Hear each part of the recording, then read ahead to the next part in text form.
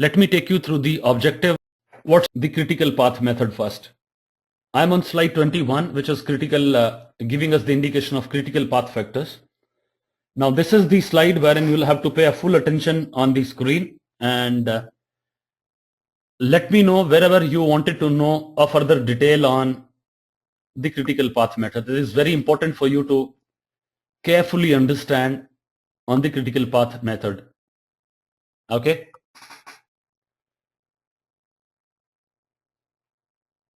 The first thing first, the representation of activities in a critical path method is done in the form of a block. You guys are with me? Look at this block number 1. The block which says task A. So task A is a particular job. That's a particular activity which is going to take 6 days. Okay. So task A is going to take 6 days. Task B is going to take 8 days. Task E is going to take 9 days. Task F is going to take 5 days. So that's how there are 6 tasks defined here. Let us look at from the perspective of this block itself. If you remember, what we talked about is early start, early finish, late start, late finish. These are the terms what we have used in this critical path method. Okay. And there are 2 more terms what we need to use it here, and those terms are forward pass and a backward pass. Okay. Forward pass and backward pass. So first your attention must go to this block which I'm trying to highlight.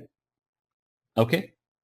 So your full attention must go to this block first, and why I'm actually repeating this block is that let us first understand about this block and then we'll move forward from here. Okay.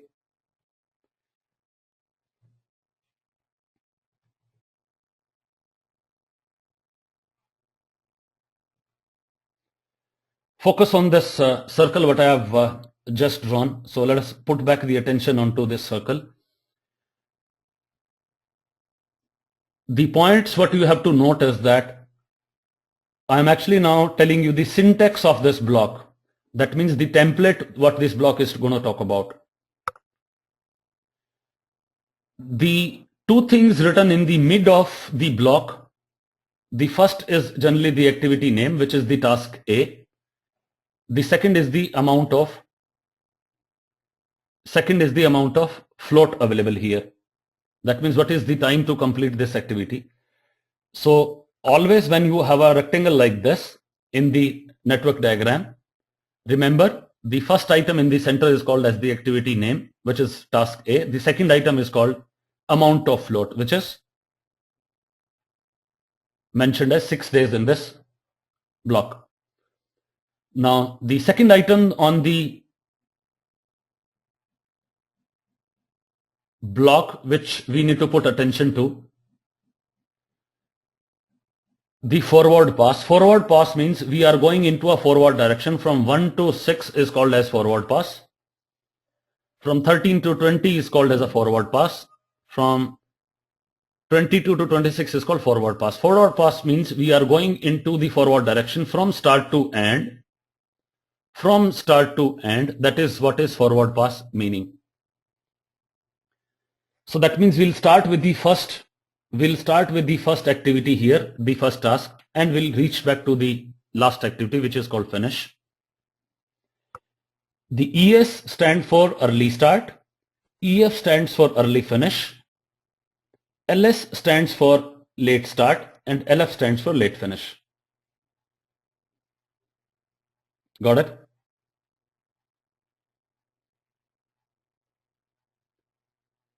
So when I talk about a forward pass, that would mean that I will move from early start to early finish. That is what is known as the forward pass. If I go in this direction, that is forward because I'm going from start to end. Now what is backward pass? Backward pass is something if I travel back by the late finish to the late start, it is in this reverse direction. Are you getting me? Okay. Let me draw another picture for you. If I'm going in this direction, then this is called as the forward pass, when I'm going from early start to early finish. And when I'm going into the reverse direction, which is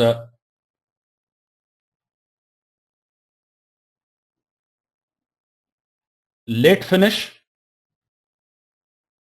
to late start, this is called as the backward pass. So the arrow on the top is actually the forward pass arrow. Arrow on the below the block is actually a backward pass. Okay, you are clear till this stage? So now you understand on the four things what we have mentioned on the block, and these four things are early start, wherein early start is shown as the day 1. There are times when this is taken up as a day 0 also. So it's depending on what nomenclature you follow. So in this example, we are following up a nomenclature of day 1. So that means the task A is going to take 6 days.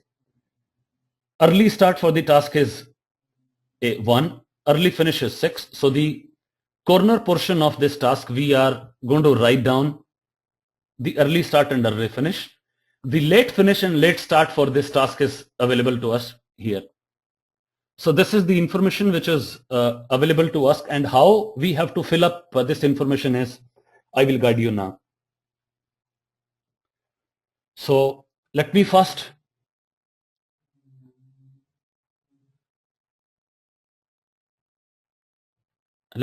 now repeat what I have shared with you. The task A is the activity name. That is the amount of slot this task has, which is 6 days. ES is early start, EF is early finish, LS late start, LF late finish. So the same template, the same kind of legend is going to be used in each of the other blocks what we have talked about. Let me now give you some practical example of how to create the early start, how to create the early finish. And this example would also clear you on certain definitions. The purpose of the critical path method is the purpose which helps us to identify how early an activity can be started and how fast an activity can be completed. That is the purpose of this activity. Okay. Now there is a question by one of the participants saying, can I know on the detailing or the definition of the early start and early finish and stuff? Sure. And this is very simple as the full form of these names itself. And the early start means what is the best time earliest available for us to start is known as the early start. What is the earliest time I can finish a task is known as early finish. And the another thing is what is the late start? That means how late, that means how long should I be holding up to a particular task is called as the late start. And late finish is again how long can I delay, how long can I actually delay on a particular activity. That is called late finish. So early start, early finish, late start, late finish. Got it? Now let me tell you in giving the indication of how should we start the activity, because till now what I have covered is that I have only explained you the block which is the first block. Now you are clear in the nomenclatures which are used in each of the blocks. So if I give an example of task E, so you guys know it very clearly, that's a task E which is the activity name. 9 days is the float time available here. And then there is an early start and an early finish, late start and a late finish. Let me now explain this chart in further detail. and that would be the time I think a lot of your queries would get answered, and then I'll take up the remaining questions. Okay, so that's the way we will move from here. So you must know how to draw the critical path method. Remember, with the help of this diagram, the purpose we need to have is we need to look at the scheduling, we need to look at the delays, what can be introduced if there is a need, and we need to also find out which is the critical path in this example.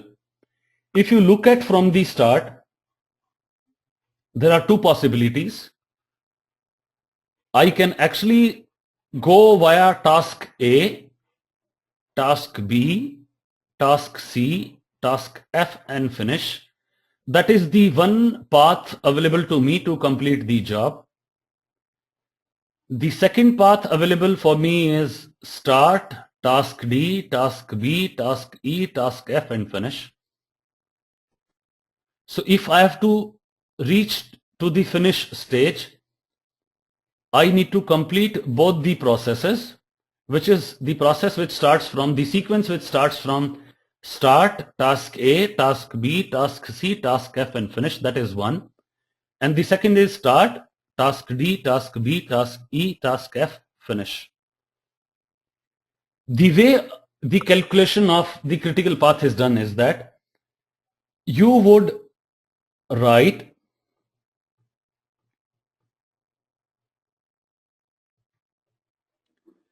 if I have to look at the two paths which are going to be available here, the first path which is available to me is a path which starts from activity A, then starts from activity B, then starts from activity C, then starts from activity F. So that's the path 1. I am not writing any other thing. I'm saying path 1. This is start A, B, C, F and finish. Okay. So that's path 1. And what is path 2 available to me here is start. I have task D. I have task B. I have task E. I have task F and finish. Are you guys with me till here? So these are the two options before I add up some more options. The more options available in this path is start. Let me write down this as a path 3. After start, I'll go to task A. From A, I will go to task B. From B, I have an option to look at the task E, the task F and end, which is finish. Okay, that's another path. Now let me bring up another path, and the next path what you can look at is start. From start, I can see task D, task B, task C, task F, finish.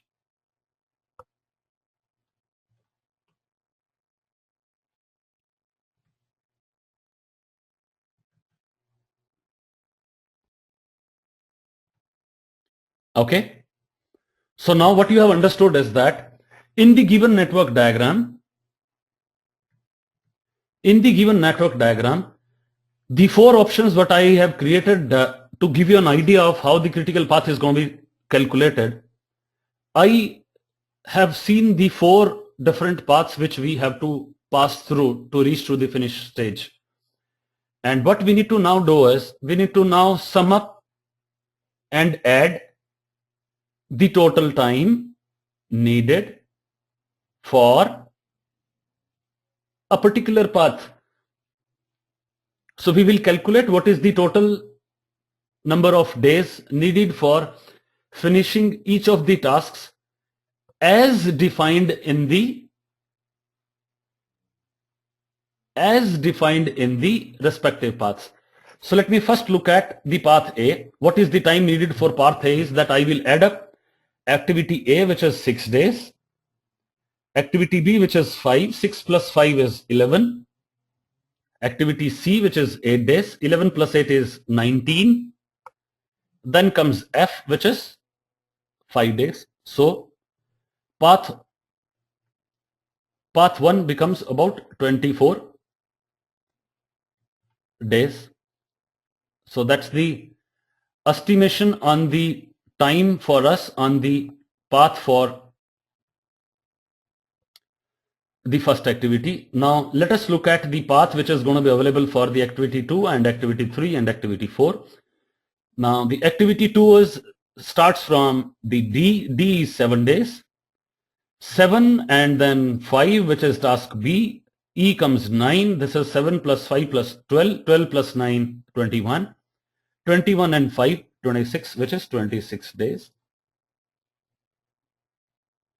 The third which we have is start A, which is 6, B, which is 5, that means 11, E, which is 9, that means 11 plus 9, 20, F, which is 5, that means 25. So we have 25 days. And the fourth which we have is the path 4. The path 4, what we defined is it's start and D. D means 7 days. Then comes B. B means 5 days. 7 plus 5 is 12. Then comes C. 12 plus 8 is 20. And then comes F, which is 5. So that means 25 days. Now, if you look at this example, what we have done is we thought we would identify the critical path out of the various paths available in this network diagram. And now by the definition of a critical path means critical path means it is the longest path in the network diagram with the earliest and the latest end activity can start. So that means my start time and end time of the project would primarily be defined by the critical path date and time. And the critical path date and time, the point which you'll have to note is that the path is critical because any delay on the activities on a critical path would lead to a delay in the overall project.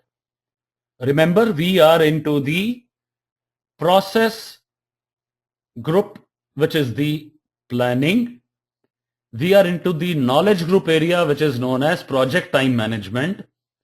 And what we are doing this now is, since we have to develop a schedule, and in order to develop a schedule, we are trying to look at how fast, how late, how early we can start and finish a particular activity. That is the purpose of this exercise. And with the help of this diagram, we are trying to analyze and find out which is the longest path available for us. So the longest path available to us now is path 2 becomes the longest path, okay, which is D, B, E and F. So the longest path available to us now is the path which is there at the bottom, which is the path number 2, what we talked about. And if I have to explain, if I have to highlight that path, so I would say the critical path is actually here. So this is what is the critical path. When we are actually going through the task D, task B, task D, task B, task E, task F. Okay. Now some more things on this, which is forward pass and the backward pass. Now we know that the activity is going to take 6 days time. And for a particular moment, please assume that the amount the value written in each of those blocks is empty. Just assume that there is no value written in this block. So how we start writing down the forward pass is that once we have identified the critical path, which is D, B, E, F, D, B, E, F. So that is the way to start. So first we need to start filling up the block, which is the block task D.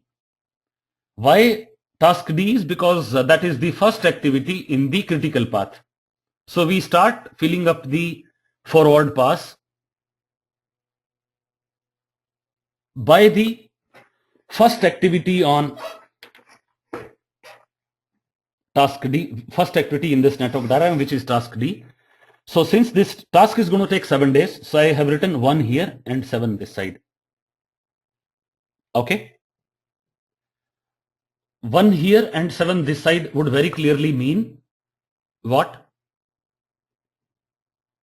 That day 1 I'm going to start this activity, day 7 is the early finish, and then we'll move on to the second task in this network diagram by the critical path, which is B.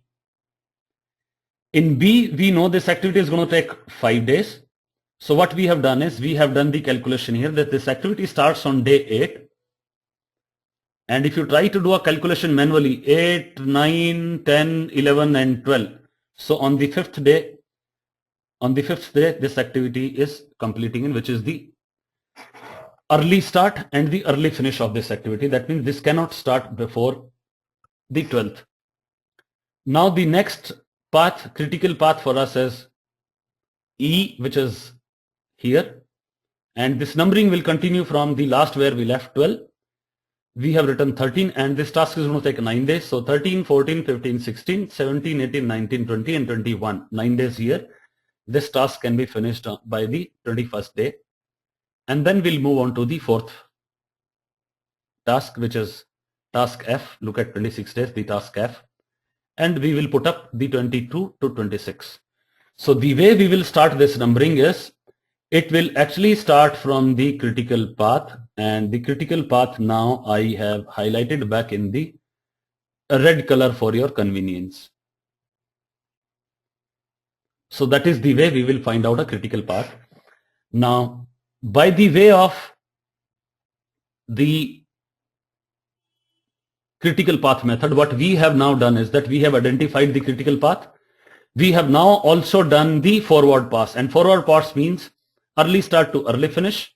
We have first finished up the block, which is the task D. And if I have to tell you whatever we have finished till now on the critical path is that, let me put up a small arrow for us to notify that we have completed this. Correct? We have completed task B. Correct? We have completed task E, and the fourth which we have completed is the task F. So the task wherein I am putting these 4 dots is the task wherein we have completed the forward pass. The next thing what we should do is that we should complete the forward pass for the remaining paths. So let us start with the path 1, which is path 1 is start A, B, C, F. What we need to note here is that the task A was needing 6 days, so early start and early finish is 6. Now is one thing which you need to pay attention to. Remember, by the time the task B is starting up, it is going to start up on the 8th day. However, we have the task A getting completed in the day 6. So that means there is a gap between the 8 and the 6. There is a 1 day gap. Why 1 day gap is because task D was requiring the 7 days, which is the critical path method. So this is like the task A now carries a 1 day buffer, which is known as float. So the 1 is mentioned here, which gives us an indication of the float available for this activity. That means that is the 1 day kind of time available for the purpose of you scheduling certain things, or if you want to delay an activity, you want to wait for, this is the 1 day available to you as the float. So the time which is a free float means a time an activity can be delayed without delaying the early starts of the next activity. Okay, now you are getting the definition of free float. Free float is also known as slack, S-L-A-C-K, slack. So if we follow this diagram, I'll repeat the definition. The amount of time we can delay an activity without delaying the early start of the next activity. So that means I can delay the activity task A for 1 day because day 8th this activity is going to start. Day 6th the task A is going to end. So 1 day of buffer is actually available here. And when I'm actually doing the numbering of the early start and early finish, when I'm putting up the value, remember this value, there is a circle here. That means I have already finished this value. So 8 is already mentioned here. 1 to 6 you can mention because task is going to take 6 days. But here I will not write a 7 because I've already filled up based on the critical path. That 1 day float I have mentioned here. So I will remember why I have put in this one. That means there is a 1 day float available to me. Now I'll move forward from task A to task B and then to task C. Now remember one thing, the task C says this is going to be completed in 8 days. So what I need to do is I need to pick up the timing from the previous task, which was getting finished off on 12th. So 13th day I can start up the activity C and I can run this activity till this activity is for 8 days. So 13, 14, 15, 16, 17, 18, 19, 20. So this task will be, the early finish date for this task is 20. Now if I move further on the task F, remember the task E is going to take 9 days time. Task A, C is going to take 8 days time. So that means there is a 1 day float available for you because the next task is going to start only on day 22nd. Right guys? So what you need to now understand is that if I follow this methodology, that is how I will fill up the top portion of the block, which is early start to early finish, which is also known as forward pass. So what I've explained to you now is I've explained to you on the float. I've explained to you on the forward pass. Now let us start and work on the backward pass. Backward pass, I told you, when we move from the late finish to late start is called as the backward pass. And what we need to do is we need to start the backward pass from the critical path again. Critical path is start D, B, E, F, finish. So let me start with this. So the total time what we have calculated was 26. So 26 is written here. This task was requiring 5 days. So we are going reverse now, which is a backward pass. From 26 to 22, the 5 days have been consumed. We come back. Next activity is going to take 9 days. So from 22, the next available time is 21. Minus 9 days becomes 13, which is late start. And likewise, we'll have done the backward pass till the activity D, which is the first activity. So we need to finish the backward pass again on the critical path first, and then the same backward pass can be finished on the remaining paths. So this is what the critical path method is all about. And now let me remove all the arrows for you for the fairer understanding. Okay.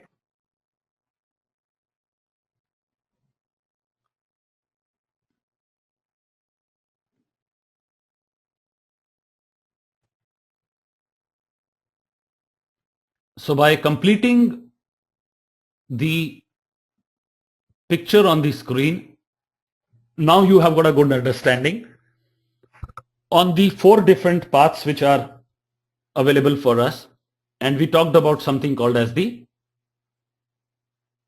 forward pass, backward pass, early start, early finish, late start, late finish.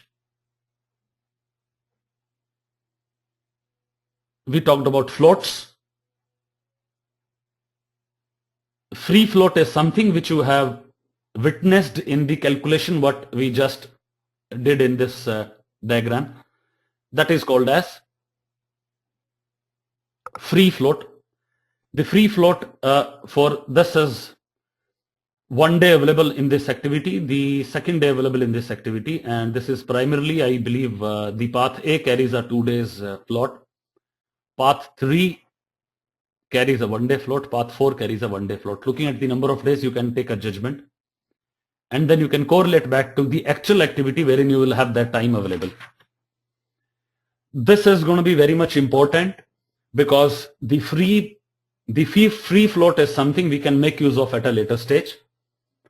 When the project is running out of schedule, project is running in schedule, project is ahead, project is delayed, every such understanding would matter for you in order to reach to the conclusion.